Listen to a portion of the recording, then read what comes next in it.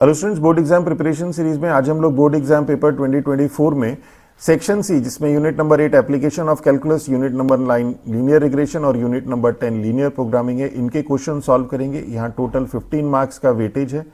Unit number 8 application of calculus का 5 marks का weightage है, जिसमें क्वेश्चन नंबर 19 में 1 मार्क्स वाले 3 क्वेश्चन है, एक एमसीक्यू और 2 आपके ये शॉर्ट आंसर, तो टोटल 3 मार्क्स का यहाँ पे।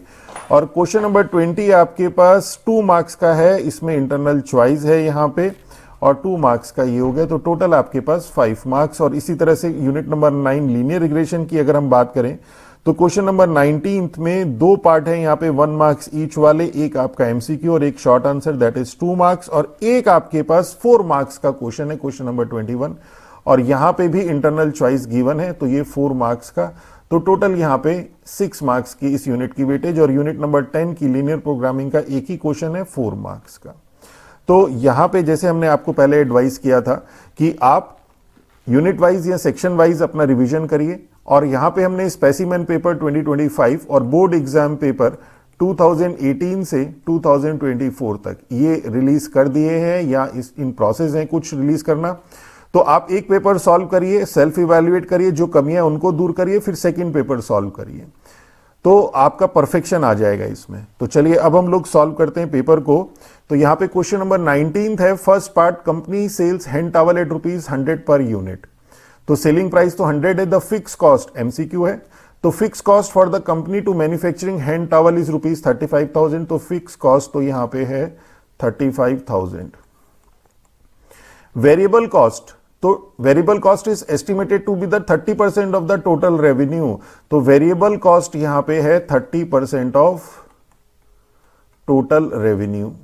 What will be the total cost function? तो जो टोटल कॉस्ट होती है वो होता है function fix cost plus variable cost. तो वेरिएबल कॉस्ट क्या है, अभी हमें टोटल रेवेन्यू नहीं पता, यहां से टोटल रेवेन्यू निकाल सकते हैं। कैसे कि सेलिंग प्राइस दी है पर यूनिट ₹100 और यूनिट है हमारे पास x, तो टोटल रेवेन्यू हमारे पास हो जाएगा 100x। तो यहां से हमारे पास वेरिएबल कॉस्ट आ जाएगी 30% ऑफ 100x, तो डायरेक्ट ही कर देते हैं इसे। 30% means 30/100 into 100x, that is 30x। तो हमारे पास जो टोटल कॉस्ट है, इस total fix cost 35,000 plus variable cost means 30x। तो B is the right option. तो आंसर इज, कैसे लिखना है, आंसर 9th के फर्स्ट का बी, और आंसर भी लिखना है 35,000 प्लस 30x। ओके, इसी तरह से थर्ड पार्ट है, the total cost function is given by this. तो कॉस्ट फंक्शन हमारे पास गिवन है x plus 2x³ minus 7/2x²। Find the marginal average cost. तो पहले एवरेज कॉस्ट निकाल देते हैं, this is cx/x, cost function upon x, that is 1 plus 2x² minus 7/2x। और मार्जिनल एवरेज कॉस्ट, तो मार्जिनल एवरेज कॉस्ट हो जाएगी हमारे पास d/dx of average cost, that is this is 4x minus 7/2। this is our answer। तो ये short answer है, third part था ये इसका। चलिए नेक्स्ट देखते हैं। फिफ्थ पार्ट है, manufacturer of a pen fixes its selling price at ₹45। तो सेलिंग प्राइस है हमारे पास, सेलिंग प्राइस है ₹45। इससे हमारा रेवेन्यू फंक्शन निकल जाता है। एंड द कॉस्ट फंक्शन है हमारे पास 30x plus 240। The manufacturer will begin to earn profit if he sells more than 16 pen, why, give one reason. तो हमें प्रॉफिट का देखना है, तो प्रॉफिट फंक्शन होता है हमारे पास, this is revenue function minus cost. Revenue, कितना हमने रेवेन्यू लिया और कितनी हमारे पास कॉस्ट आई, तो रेवेन्यू फंक्शन हमारे पास निकल जाएगा। सेलिंग प्राइस पर यूनिट दिया है, दिस इज 45, और नंबर ऑफ यूनिट हमारे पास x है, तो profit function is revenue function minus cost function, and this is 45x minus this, तो डायरेक्ट ही कर देते हैं, तो 15x माइनस 240। अब क्या कहता है, the manufacturer will begin to earn profit if he sells more than 16 pen.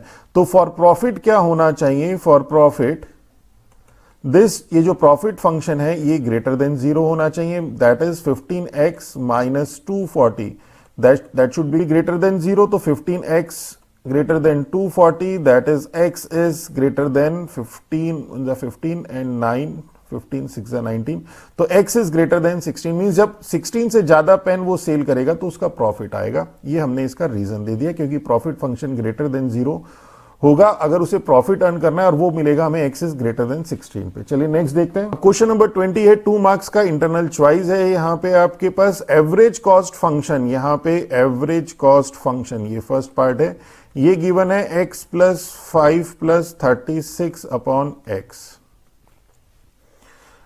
Producing and marketing x unit of an item, find the total cost function. तो हमें पता है एवरेज कॉस्ट क्या होता है, एवरेज कॉस्ट होता है कॉस्ट अपॉन x, तो कॉस्ट फंक्शन हमारे पास होता है x इंटू एवरेज कॉस्ट। तो यहां पे कॉस्ट फंक्शन हो जाएगा x into average cost, that is this is x square plus 5x plus 36। Direct कर दिया, कॉस्ट फंक्शन आ गया, ये फर्स्ट पार्ट हो गया। और इसी तरह से ये ए पार्ट हो गया। Find the range of the value of x for which average cost is increasing. तो फंक्शन इंक्रीजिंग और डिक्रीजिंग के लिए हम क्या करते हैं, dy अपॉन dx निकालते हैं, और dy अपॉन dx ग्रेटर 0 होता है तो हम कहते हैं फंक्शन इंक्रीजिंग होगा। तो यहां पे पहले हमें क्या करना है, एवरेज कॉस्ट को इंक्रीजिंग देखना है, तो पहले हम एवरेज कॉस्ट को इंक्रीजिंग के लिए d upon dx of average cost निकाल देते हैं। ये कितना हो जाएगा, 1 माइनस 36 अपॉन एक्स स्क्वायर। हमें रेंज वैल्यू ऑफ x निकालनी है for which average cost is increasing, means for which dy upon dx is greater then 0। तो फॉर इंक्रीजिंग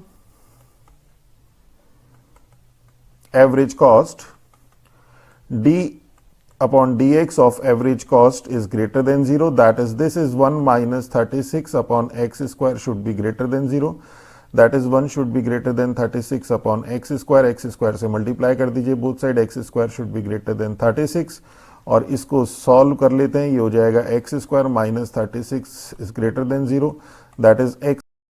अब यहाँ पे ये -6 प्लस 6, ये पॉजिटिव होगा, बहुत बार करा चुके हैं, यहाँ नेगेटिव और यहाँ पॉजिटिव, मींस ग्रेटर देन 0 मतलब पॉजिटिव। पॉजिटिव कहाँ मिल रहा है, एक तो x इज लेस देन -6 के लिए और एक x इज ग्रेटर देन 6 के लिए, तो -6 तो होगा नहीं क्योंकि हमारे पास नंबर ऑफ यूनिट है, तो this implies x is greater then 6। तो जब x इज ग्रेटर देन 6 होगा तो एवरेज कॉस्ट हमारी इंक्रीजिंग होगी, वही हम लोगों को यहाँ पे फाइंड करना है।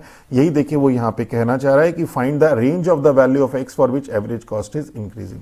अब इसी तरह से इसका जो सेकंड पार्ट है, अब मोनोपोलिस्ट डिमांड फंक्शन, अब हमारे पास यहाँ पे डिमांड फंक्शन है 60 माइनस p अपॉन 5।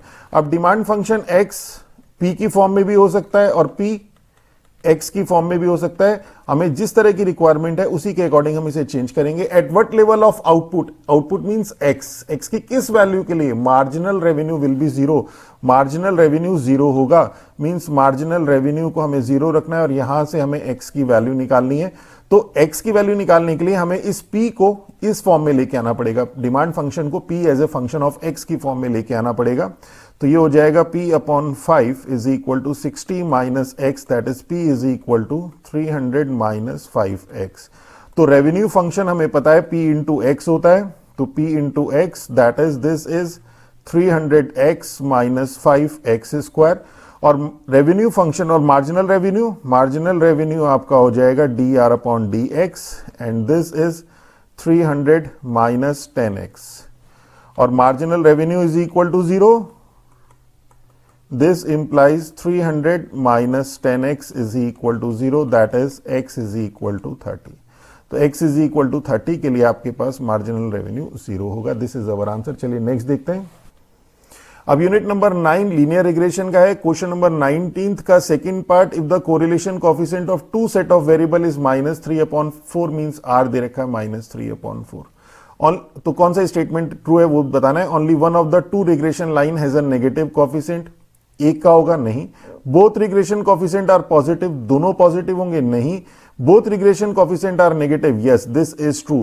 क्यों, क्योंकि b अगर r का जो साइन होता है वही byx और bxy का साइन होता है, ये प्रॉपर्टी हम बता चुके हैं।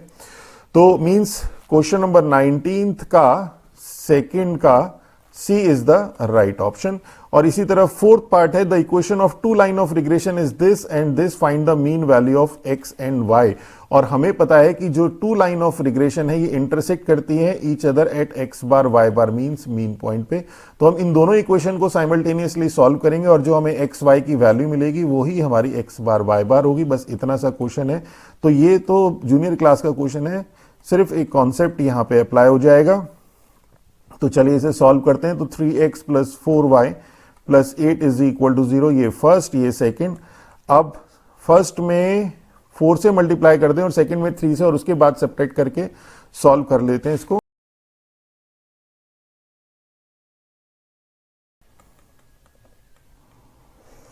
तो ये आ गया हमारे पास x is equal to -4/7, y is equal to -11/7। तो मीन यहां पे हमारे पास आ गया, mean of x and y are -4/7 and -11/7। This is our answer. चलिए नेक्स्ट देखते हैं। अब हमारे पास क्वेश्चन नंबर 21 4 मार्क्स का है। XYZ company plans to advertise some vacancy. The manager is asked to suggest the monthly salary for these vacancy based on the year of experience. तो कितने year का एक्सपीरियंस है उसके बेसिस पे उनकी salary decide होगी। To do so the manager studies the year of service and the monthly salary drawn by existing employ. तो existing employ का डेटा उन्होंने चेक कर लिया और उसी के अकॉर्डिंग जो वैकेंसी उन्होंने निकाली है उनकी सैलरी वो डिसाइड करेंगे। Following is the data. अब ये डेटा है कि 11 ईयर की सर्विस वाले का जो मंथली सैलरी है वो 10 क्या 1000 में 10,000 है। 7 ईयर वाली जिनकी सर्विस हो गई उनकी सैलरी 8000 है। तो इस तरह से यहां पे गिवन है डेटा। तो कह रहे find the regression equation of monthly salary on the year of service. तो देखिए मंथली सैलरी तो आपके पास है y, मंथली सैलरी तो है आपके पास y, और ईयर ऑफ सर्विस है आपके पास x। Means regression equation of y on x हमें फाइंड करना है। Regression equation of y on x क्या होगा? y minus y bar is equal to b y x x minus x bar. Okay और यहां पे n कितना है? यहां पे n हमारे पास है 1 2 3 4 5 6 7, n तो हमारे पास 7 है। तो बी वाई एक्स निकालना है। बी वाई एक्स हमारे पास होता क्या है? This is n summation x y minus summation x summation y upon n summation x square minus summation x का होल स्क्वायर। ये हमने आपको बताया भी था कि जो डिनोमिनेटर है वो तो न्यूमरेटर को देख के ही हम लोगों को पता चल जाता है। x की जगह y सब्सटीट्यूट कर दीजिए, y की जगह x सब्सटीट्यूट कर दीजिए तो डिनोमिनेटर आ जाएगा। सिर्फ न्यूमरेटर लर्न करना है। तो यहां पे हम लोग टेबल बना लेते हैं। अब हमारे पास ये x है, ये y है, और हमें चाहिए समीशन x समीशन y। तो ये मिल जाएगा x स्क्वायर चाहिए, समीशन x स्क्वायर, और एक समीशन एक्स वाई चाहिए। अब ये हम टेबल ड्रॉ कर लेते हैं यहां पे।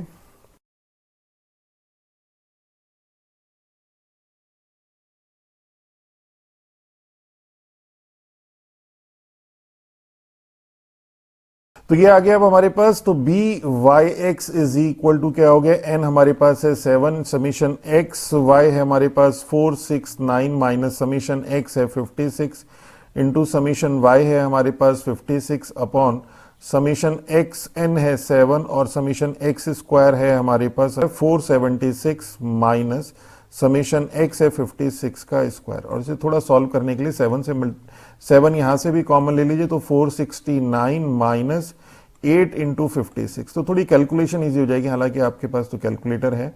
476 माइनस 8 इंटू 56, 8 इंटू 56, तो ये तो cancel and this is 469 minus, तो 3/4 हमारे पास बी वाई एक्स आ गया। और line of regression of y on x हमारे पास ये होती है, तो इसके लिए x बार और y बार और निकालना पड़ेगा। तो x bar is equal to हो जाएगा summation x upon n। Summation x हमारे पास है 56 अपॉन n है हमारे पास 7 दैट इज 8, और y बार हमारे पास समीशन y भी 56 है, समीशन y अपॉन n, तो ये भी 56 अपॉन 7 दैट इज 8। तो line of regression of y on x हमारे पास आ जाएगी y minus y bar is equal to 3/4 x minus x bar हमारे पास है 8 दैट इज, इसे थोड़ा सॉल्व कर लेते हैं। तो 4y minus 32 is equal to 3x minus 24 that is, this is 4y is equal to 3x plus 8 that is y is equal to 3/4 x plus 8/4 is 2। तो ये तो line of regression of y on x आ गया। अब उसके बाद क्या कहता है सेकंड पार्ट में, if a person with 13 year of experience applies for a job in this company what monthly salary will be suggested. तो मंथली सैलरी हम लोगों को बताना है, और जैसे देखिए हमने आपको बताया मंथली सैलरी आपकी y है, तो हमें y बताना है कि when x is equal to 13। तो सेकंड पार्ट में हमारे पास यहाँ पे y when x is equal to 13 ये बताना है। तो ये हो जाएगा 3/4 into 13 plus 2, that is 39 plus 8 upon 4, that is 47, that is 11.75। और हमने बताया था x जो है आपके पास 1000 में है, मींस जो मंथली सैलरी है वो मंथली सैलरी क्या होगी, वो होगी आपके पास 11.75 into 1000, that is this is 11,750 rupees. Okay, चलिए नेक्स्ट देखते हैं। सेकेंड पार्ट है line of regression of marks in statistics and marks in accountancy for a class of 50 student is this. Means ये line of regression of x on y है। देखिए यहां पे and की जगह ऑन होना चाहिए, यही क्वेश्चन आपका ML अग्रवाल की बुक में भी है, एक्सरसाइज 2 में क्वेश्चन नंबर 14। तो ये एंड की जगह ऑन होना चाहिए तो बड़ा क्लियर होगा। तो line of regression of x on y, ये हमारे पास गिवन है 3y minus 5x plus 180 is equal to 0। Okay, तो इससे तुरंत हम bxy निकाल सकते हैं। कैसे कि हम x is equal to my plus c की फॉर्म में इसे चेंज कर दें, तो ये हो जाएगा 5x is equal to 3y plus 180, that is x is equal to 3 upon 5y plus 180 upon 5, that is 5 3 जा 15, 5 6 जा 36। तो bxy यहां से हमारे पास निकल गया 3 अपॉन 5। आगे क्या कहता है, the average score in accountancy is 44। Average score accountancy में, अकाउंटेंसी है हमारे पास y, मींस y बार जो हमारे पास है वो तो है 44। Variance of the marks in statistics is, statistics means x, तो variance in the marks in statistics means sigma x square is 9 upon 16th of variance marks in accountancy means sigma y square, ये given है। ये part कहता है find the average score in statistics. हमें average score in statistics means x bar find करना है। तो x bar find करने के लिए देखिए यहां पे y बार हमें गिवन है और हमें पता है कि जो line of x bar y बार है वो लाइन ऑफ रिग्रेशन पे लाई करता है। यही तो हमने बताया था कि टू लाइन ऑफ रिग्रेशन होते हैं उनका इंटरसेक्शन पॉइंट होता है। मींस इंटरसेक्शन पॉइंट तो होता ही होता है, दोनों लाइन पे भी लाई करेगा। तो मींस यहां पे जो x बार हमें फाइंड करना है उसके लिए जो ये लाइन ऑफ रिग्रेशन है इसको हम यूज करेंगे कि x bar y bar lies on 3y minus 5x plus 180 is equal to 0. This implies 3y bar minus 5x bar plus 180 is equal to 0. That is, यहां पे हमारे पास y bar given है 44, तो 3 into 44 minus 5x bar plus 180 is equal to 0। और इसे थोड़ा solve कर लेते हैं। x bar is 62.4। अब उसके बाद सेकंड क्या कहता है कि find the coefficient of correlation between the marks in statistics and marks in accountancy. Coefficient of correlation हम लोगों को निकालना है, मींस r हम लोगों को फाइंड करना है। और r, और देखिए byx गिवन है और ये sigma x square sigma y square में रिलेशन हमें गिवन है। हमें पता है कि bxy is equal to r sigma x upon sigma y होता है और यही हम लोग यहाँ पे यूज कर लेंगे। bxy है हमारे पास 3 अपॉन 5, r हमें फाइंड करना है। सिग्मा x अपॉन, यहां से देखिए sigma x square upon sigma y square, ये हमारे पास 9 अपॉन 16 गिवन है। तो sigma x upon sigma y ये हमारे पास 3 अपॉन 4 हो जाएगा, तो ये हो गया 3 अपॉन 4। तो that is r is equal to 4 upon 5। This is our answer. Okay, तो अच्छा क्वेश्चन था। चलिए नेक्स्ट देखते हैं। अब यूनिट नंबर 10 है लीनियर प्रोग्रामिंग का 4 मार्क्स का क्वेश्चन है। Question number 22, Aman has ₹1500 to purchase rice and wheat for his grocery shop. तो उसके पास 1500 तो रुपीज है अमन के पास। Each sack of rice and wheat cost ₹180 and 120। Rice तो है 1 सेक ₹180 का और व्हीट है ₹120 का। He can store a maximum number of 10 bags. 10 bags ही वो स्टोर कर सकता है। He will earn a profit of ₹11 per bag of rice. Rice पे जो प्रॉफिट है, प्रॉफिट राइस पे जो है वो तो है उसका 11 रुपीज का और व्हीट पे है उसका 9 रुपीज का। अब क्या करना है, formulate a linear programming to maximize Aman profit. Means कितने बैग वो राइस के खरीदे, कितने बैग वो व्हीट के खरीदे कि प्रॉफिट उसका मैक्सिमाइज हो जाए। तो हम ये एज्यूम कर लेते हैं कि let Aman purchase X unit of rice bag and Y unit of wheat bag. तो अब ये हम लोगों ने डेटा अलग से कलेक्ट कर लिया पूरे क्वेश्चन में से। इस बैग, एक राइस बैग 180 का है तो एक्स बैग कितने होंगे, 180 एक्स के होंगे। एक वीट बैग 120 रुपीज का है तो वाई यूनिट बैग वीट के कितने हो जाएंगे, 120 वाई। और उसके पास टोटल परचेज करने के लिए मनी है 1500 की, that means that should be less than equal to 1500। तो ये पहली इनइक्वालिटी आ गई। अब उसके पास क्या है, 10 बैग्स को ही रखने की स्टोरेज है, मींस जो x प्लस वाई है that should always be less than equal to 10। अब x और y, x greater than equal to 0 होगा number of bag, y greater than equal to 0 होगा। नंबर ऑफ बैग तो हमेशा greater than equal to 0 ही होंगे, non negative restriction भी आ गई। अब मैक्सिमाइज z, हमें प्रॉफिट को मैक्सिमाइज करना है। z आपका प्रॉफिट है तो प्रॉफिट को मैक्सिमाइज करना है, मींस 11 रुपीज प्रॉफिट मिलता है राइस के बैग पे, तो x यूनिट बैग है आपके पास राइस की तो 11x हो गया। और y यूनिट एक वीट बैग पे 9 रुपीज का प्रॉफिट है तो y यूनिट वीट बैग पे कितना प्रॉफिट होगा, 9y। तो इसको आपको मैक्सिमाइज करना है।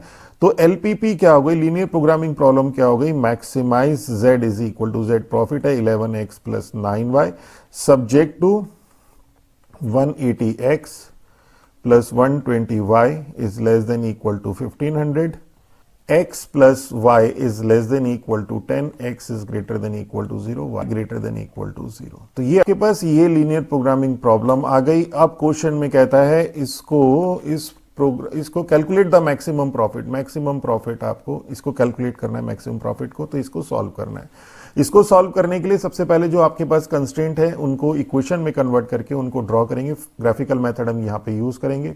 180x plus 120y is equal to 1500 को, तो ये हो गया आपके पास 6 3 ज़ा 18, 6 2 ज़ा 12 एंड 6 2 ज़ा 12, 6 5 ज़ा 13, that is 3x plus 2y is equal to 25, that is x upon 25 upon 3 plus y upon 25 upon 2। तो चलिए अब इसको ड्रॉ कर लेते हैं। तो ड्रॉ करने के लिए हम जो है ये हम तो ग्राफ पेपर पे नहीं बना रहे हैं, आपको ग्राफ पेपर पे बनाना है इसको। तो ये हो गया आपके पास, ये हो गया x एक्सिस और ये हो गया आपके पास y एक्सिस। तो 25 upon 3 means 8 point something, 25 upon 2 means 12 point something. तो 1 2 3 4 5 6 7 8 9 10 11 12 यहाँ ले लेते हैं। 1 2 3 4 5 6 7 8 9 10 11 12। तो हमारे पास है 25 अपॉन 3 मीन्स 3 4 5 6 7 8, यहाँ पे कहीं पे जाके एक पॉइंट मिलेगा हमें। ये पॉइंट होगा 25 अपॉन 3 0, और 25 अपॉन 2 मीन्स 3 4 5 6 7 8 9 10 11 12, तो 12.5 मीन्स यहाँ पे कहीं, तो ये पॉइंट होगा 0, 25 अपॉन 2। तो ये पॉइंट पहले ही लिख दीजिएगा, बाद में अननेसेसरली कंफ्यूजन होती है। तो ये आ गया आपके पास ये, ओके। और इसके बाद नेक्स्ट हमारे पास है x plus y is equal to 10। तो x upon 10 plus y upon 10 is equal to 1, that is x intercept भी 10 है तो 8, तो ये हो गया था 9 10, ये यहाँ कहीं होगा। और इसके कोऑर्डिनेट हो जाएंगे 10, 0, इधर से ये 12 था और ये होगा यहाँ पे, तो ये होगा 0, 10। तो इसको हम ड्रॉ कर देते हैं। तो ये आ गया आपके पास ये लाइन, ओके, ये वाली। तो ये वाली लाइन तो आपके पास है, this is your x plus y is equal to 10, और ये है आपके पास 3x plus 2y is equal to 25, या जिसे कहें 180x plus 120y is equal to 1500। अब देखते हैं लेस देन इक्वल टू 0 कौन सा होगा। तो लेस देन इक्वल टू 0 ये वाला पार्ट होगा, और इधर से लेस देन इक्वल टू 0 ये वाला पार्ट होगा। एक इसको तरीका और आता है, एक मेथड और है इसको चेक करने का, कि जो ओरिजिन है इसको चेक कर लीजिए कि ओरिजिन इसको सेटिस्फाई कर रहा है या नहीं कर रहा है। इसको नहीं, इनइक्वलिटी को। इनइक्वलिटी तो लेस देन वाली है ना, तो x is equal to 0, y is equal to 0 रखेंगे तो 0 इज लेस देन 25 सेटिस्फाई कर रहा है, मीन्स 0 जो है उसके फिजिबल रीजन का पार्ट होगा। और इसी तरह से इसमें रख के देख लीजिए, x is equal to 0, y is equal to 0, inequality less than वाली है, सेटिस्फाई कर रहा है। ग्रेटर देन होता तो सेटिस्फाई ना करता, मींस 0 जो है आपके रीजन का पार्ट ना होता और रीजन हमारा इस साइड होता, ओके। तो मीन्स और हमारे पास इनइक्वल एक हमारे पास नॉन नेगेटिव रिस्ट्रिक्शन है, x is greater than equal to zero means right to y axis, y is greater than equal to zero means above x axis. तो जो आपके पास फिजिबल रीजन आ गया वो ये आ गया, ये वाला फिजिबल रीजन हो गया ओ ए बी और सी। तो ओ के कोऑर्डिनेट तो आपको पता है, तो फिजिबल रीजन लिख लेते हैं यहां पे पहले। तो फिजिबल रीजन हो गया, फिजिबल रीजन ये हो गया ओ ए बी सी, और ओ के कोऑर्डिनेट हो गए आपके पास 0 0, ए के कोऑर्डिनेट हो गए 25/3 0, बी के कोऑर्डिनेट अभी हम निकाल देते हैं, और सी के कोऑर्डिनेट हो गए हमारे पास 0, 10।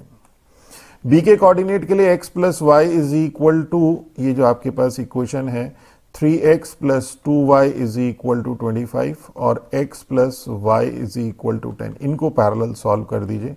तो इनको सॉल्व करने के लिए इसी को 2 से मल्टीप्लाई कर देते हैं और ये 20 हो जाएगा, और माइनस ये कैंसिल, और x is equal to 5, x is equal to 5 यहां रख देते हैं। तो 15 plus 2y is equal to 25, that is 2y is equal to 10, that is y is equal to 5। तो कोऑर्डिनेट आ गए आपके पास इस बी पॉइंट के 5,5। ग्राफ से आपको वैसे भी क्लियर दिख जाएगा, बट फिर भी एक बार वेरीफाई कर लीजिएगा। तो ये हमारे पास आ गया। अब हम जेड ओ निकालते हैं। जेड ओ मीन्स हमारे पास जेड है क्या, हमारे पास जेड है 11x प्लस 9y। यहां पे देखिए ये, तो जेड ओ 0 0 रखेंगे तो 0 जेड ए मीन्स x की जगह 25/3 रखेंगे, तो 25 इंटू 11/3 मीन्स 11 5 जा 55, 5 11 2 जा 22 और 5 27, 275/3, और 0 तो 0 ही हो गया। और जेड बी हो गया x की जगह 5 तो 55 प्लस 45, 55 प्लस 45 इज 100, और जेड सी x की जगह 0, y की जगह 10 तो 90। तो मैक्सिमम z कितना मिल रहा है, मैक्सिमम z मिल रहा है हमें 100 रुपीज। तो ये हमारे पास प्रॉफिट मैक्सिमम है। और प्रॉफिट कहां पे मैक्सिमम है ये भी पूछ सकता था। Profit is maximum when x is equal to at x is equal to 5, y is equal to 5 means 5 rice के और 5 व्हीट के बैग उसे परचेस करने, तो उसका प्रॉफिट मैक्सिमम हो जाएगा, और जो कंस्ट्रेंट है, जो कंडीशंस है, उनको भी सेटिस्फाई करेगा। This is all about our this lecture. अगर हमारा लेक्चर अच्छा लगे तो हमारे चैनल को सब्सक्राइब कीजिए, अपने फ्रेंड्स के साथ शेयर कीजिए। With that all, thank you.